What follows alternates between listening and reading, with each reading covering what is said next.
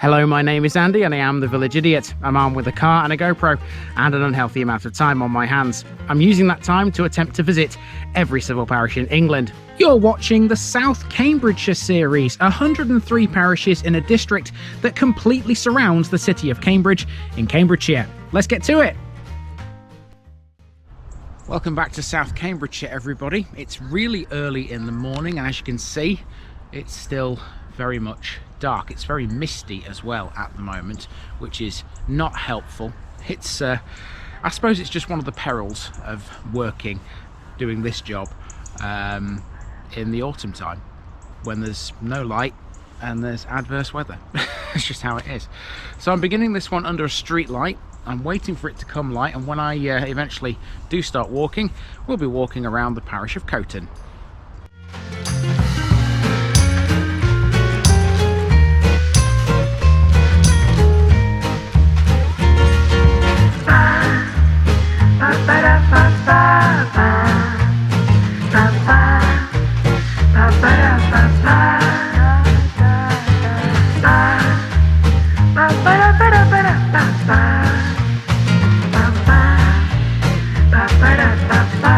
This video is sponsored by Bassett Law Pro Clean, specialist floor and upholstery cleaners based in Retford, Nottinghamshire. Do you have a commercial space, own a restaurant, hotel or pub, maybe an office block? Bassett Law Pro Clean cover the entire country for commercial work. And they have a special offer. Quote the Village Idiot when you inquire and get a massive 7.5% off. Need it cleaned by the experts? Contact Bassett Law Pro Clean now. Here's my disclaimer for people who may be watching me for the first time. I say things as I would in my native accent and dialect. As a result, I may not pronounce things in the same way as the locals do. Remember, I'm a visitor. It's impossible to know everything. Leave me a comment, spin me a like and bash that subscribe button. Let's get to today's parish video. Sitting roughly equidistant from junctions 12 and 13 of the M11 is the small village of Coton in South Cambridgeshire. This is a delightful little place which happily minds its own business whilst being surrounded by other more well-known locations like Grantchester, Barton and Madingley. Coton's history cannot be traced back to the Domesday Book because there it wasn't mentioned. At that time, the land it stands upon formed part of Grantchester. It wasn't until the Middle Ages that Coton broke away from Grantchester and became its own parish. It's slowly grown in population since the 1500s, most notably in the 1940s when a council estate was constructed at its western end. Until the early years of the 20th century, most of the land in Coton belonged to the University of Cambridge colleges, including St John's, Queen's, King's and St Catharine's, which let it for farming. The Church of St Peter is the oldest building in the village and was once a chapel of ease. In 1830, Coton was one of the many villages in the southeast of England to suffer damage during the Swing Riots, a widespread uprising by agricultural workers in protest of agricultural mechanisation and harsh working conditions. Agriculture is still important today, and so too are Coton's links with the university.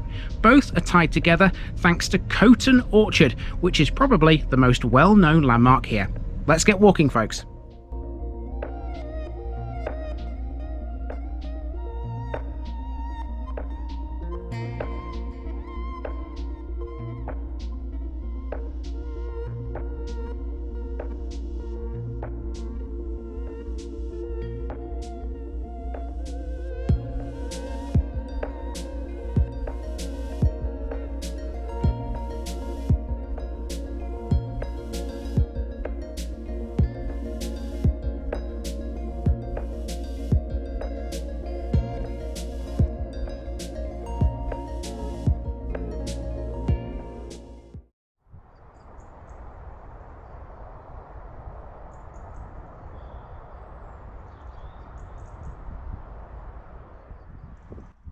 It took forever to get light on this morning, so these first few shots look a little murky. At least Coton has some street lights.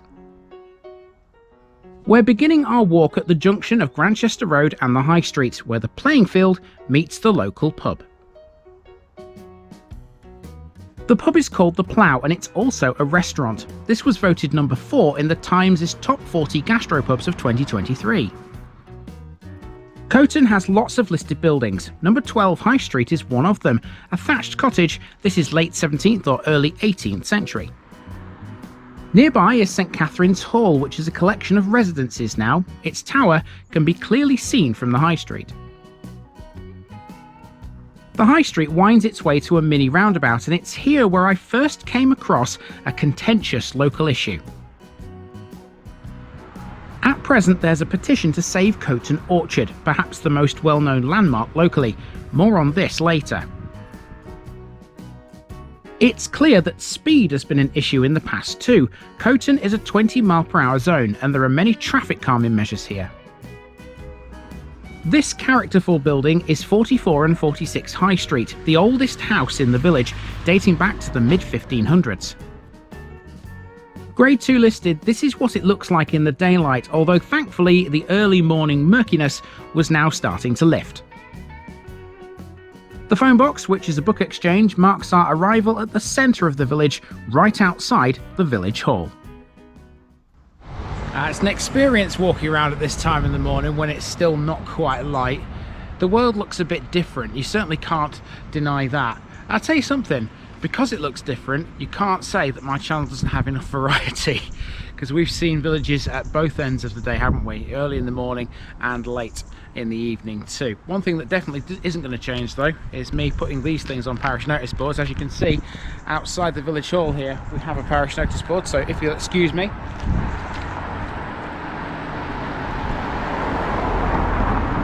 That is Coton in the books, and here is the village hall, as you can see, next to the phone box and the parish notice board.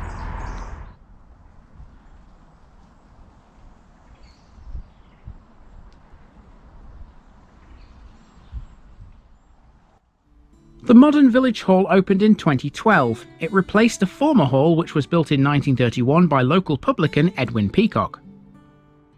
There's a detailed account of the hall's story linked below. It's a fabulous read and shows how tight-knit this community is.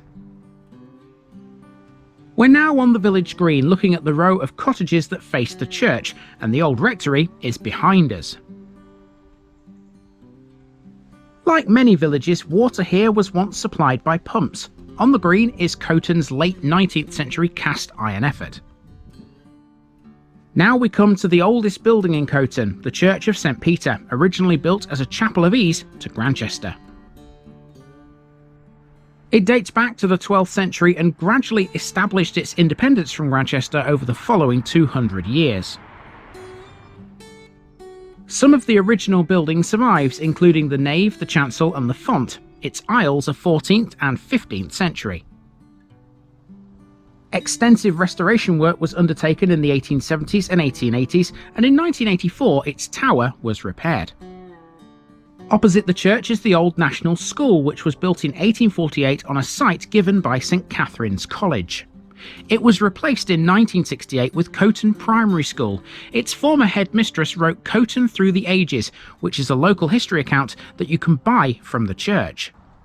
Okay, definitely starting to look a bit different now. The sun is starting to rise, although this mist is still very much here, isn't it? And it is making a bit of a difference. I have to be very careful, how I position the camera, because with the mist being so low, it means that sometimes things that are in the far distance you can't actually see them, so I have to get closer. So yeah, it is making a bit of a difference, but it's supposed to lift by about 9 o'clock this morning, so by the time I get to the next village and the one after it, it should have gone and we should be seeing things more clearly. Right, now we're going to walk through a housing estate which is going to basically turn us around and head us back towards the start. There's a few more things to catch on the way back to the recreation ground, and eventually when I get there you'll be able to see it in the daylight, so yeah, we'll continue walking, see what else we can find.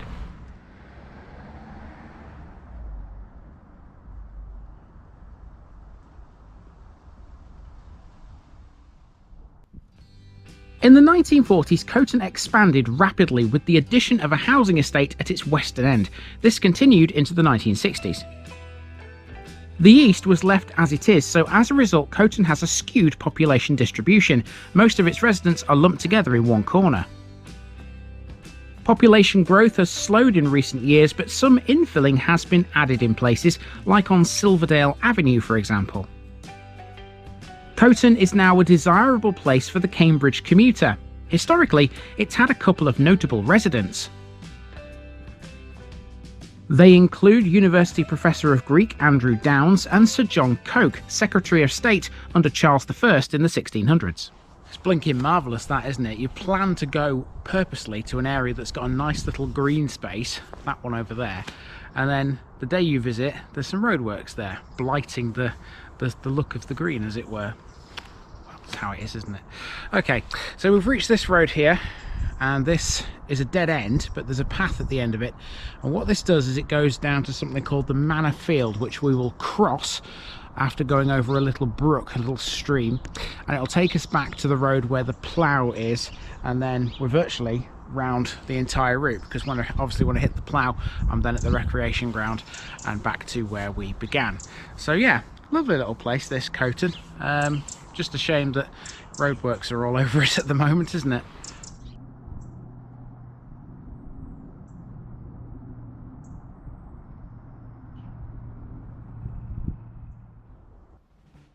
So at the end of the estate you reach this footpath, which runs in a diagonal fashion across the Coton Countryside Reserve. It crosses a little stream. This is the Bin Brook, a small tributary of the River Cam, which rises near Coton's neighbour, Hardwick. The bridge over it was opened by Beryl Smart, a long-term Coton resident and a dedicated volunteer in the Parish Paths Partnership. The Coton Countryside Reserve is proudly part of Cambridge's Greenbelt and a working farm that welcomes visitors. This is the Manor Field, which is crossed by a 500-metre long path linking the housing estate to Grantchester Road. The reserve is much bigger than just this though. There are 8 different entrances and miles of path to explore here. You might notice an aroma as you reach the end of the path, thanks to a nearby water recycling plant, a sewage works in other words. And we're now on Grantchester Road and we're heading back north again towards the playing field and the plough. The road crosses Bin Brook again before we get there. This eventually joins the Cam at Grantchester Meadows. So to the playing field. Coton Football Club play here. Founded in 1908, they play in the Cambridge and District Sunday League. Coton also has a well-renowned bowls club. It has 6 rinks currently after it expanded from 4 in the late 1950s. The field also has a cricket pitch and a tennis court, and at the centre of it all is a huge playground. It's all here, folks. And here we are back to where we began. It looks a bit different in the daylight, doesn't it? It was literally just an hour ago that it was still pitch black right at this point, right here. But once it starts getting light, it does get light pretty quickly. So there we go. I've got one last thing to cover here in Coton, and that's Coton Orchard. So let's go and have a look at it.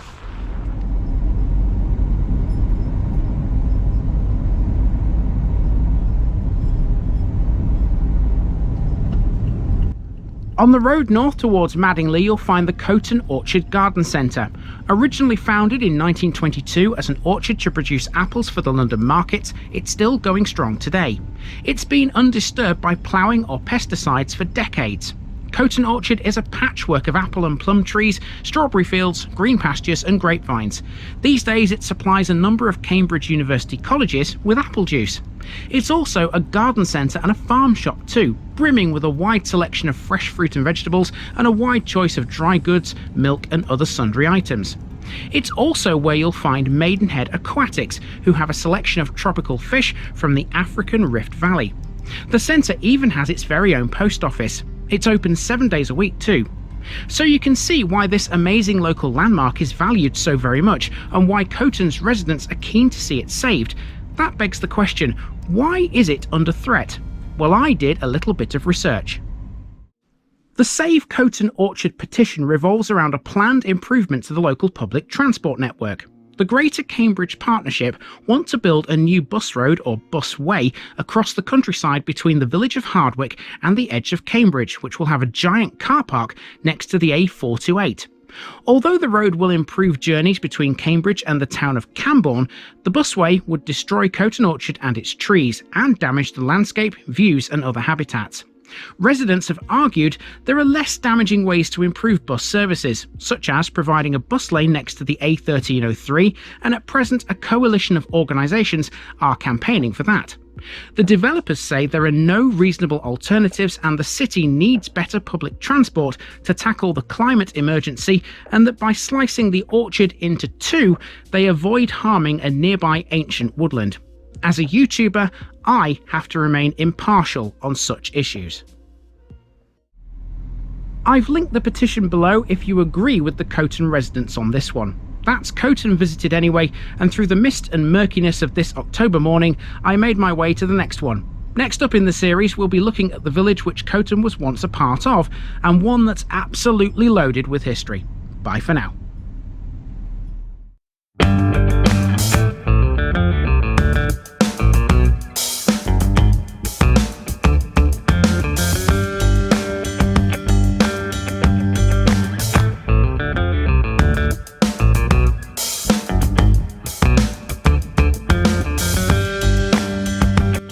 Thanks for watching this video, folks. Don't forget to like this episode if you haven't already. It really makes a difference with YouTube. If you're new here, subscribe to the channel for more videos like this, and give us a share too if you've got friends who'd like it. You can find all the links to my social media accounts below, as well as my Buy Me a Coffee page where you can donate to the channel. Also, if you've enjoyed this episode, have a look at some more videos in this series. Until next time, I've been Andy, also known as the Village Idiot, and I'm out.